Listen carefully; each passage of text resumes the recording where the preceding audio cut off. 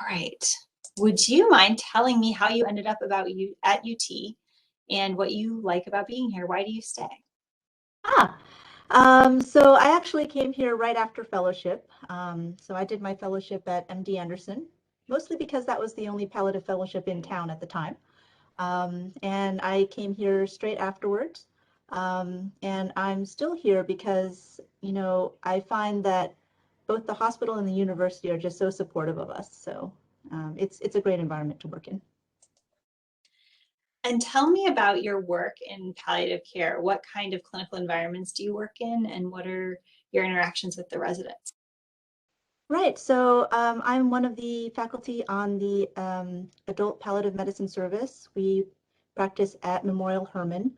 Um, we have typically somewhere between 1 and 3 residents at a time, typically. And, our goal is just to show them what palliative medicine does, teach them some symptom management, a lot of opioid management, and also our communication skills. So, we consider that as one of our specialties, our procedure, so to speak, how to give families bad news, how to talk about goals of care in a way that is respectful, compassionate, and basically allows the family to have the transparency and the knowledge that they need to make the decisions that they need to make. Yeah, how would you describe the UT residents? Do they do well with learning those skills? What are your impressions of them and their level of independence overall? They're actually really awesome. They pick up the information really quickly. They're very interested in learning. They take feedback very well. I've actually never had any major issues with them at all. So I enjoy working with them a lot. And I like to think anyway, that they enjoy working with us also. It could be wishful thinking, I'm not sure.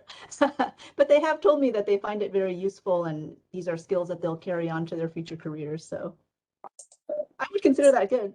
It's definitely true. When I work with them at LBJ, after they've been on y'all's rotation, they're so much more independent as far as leading these conversations, and they do a beautiful job. Um, Wonderful. And then tell me about your division. What are the opportunities that are available from a scholarly perspective for residents and other learners that are interested in academic practice? Yeah, so I'm in the Division of Geriatric and Palliative Medicine, and we mostly are working on QI, and there are so many QI projects to work on right now, actually. Um, there's there's always room for improvement as far as the quality of the services that we provide, especially in the field of communication. That's great. And then tell me about the fellowship program. How is it structured, and is there anything that you're excited about, particularly related to the fellowship? As far as the fellowship, our goal in this fellowship is basically to provide our fellows with all the tools that they would need to practice anything in the field of hospice and palliative medicine after graduating. So we basically want to expose them to all of the different things that palliative medicine physicians can do. So if they graduate from here, we want them to be able to do inpatient care, outpatient care, home visits, palliative home visits, hospice, academic medicine, private practice, and our fellows have gone on to do all of these things. And they've also gone on to do additional fellowship training. So our fellows have always, our previous fellows have always told us that they feel very well prepared, they have all the tools that they need, and that's the goal. And then on a more personal note, what do you think about living in Houston? Is there anything you like to do outside of work or any hobbies that you're willing to share with our applicants? Yeah, so my hobbies right now are taking care of toddlers.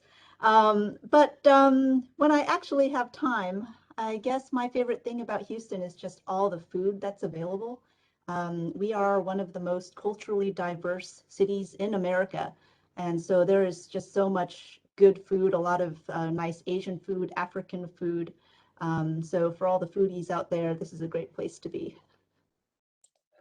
I totally agree. And is there anything else that you wanted to say that I have forgotten to ask you? Any advice you have for our applicants or anything else? Um, Not really, other than that, UT is a great place. It's very welcoming.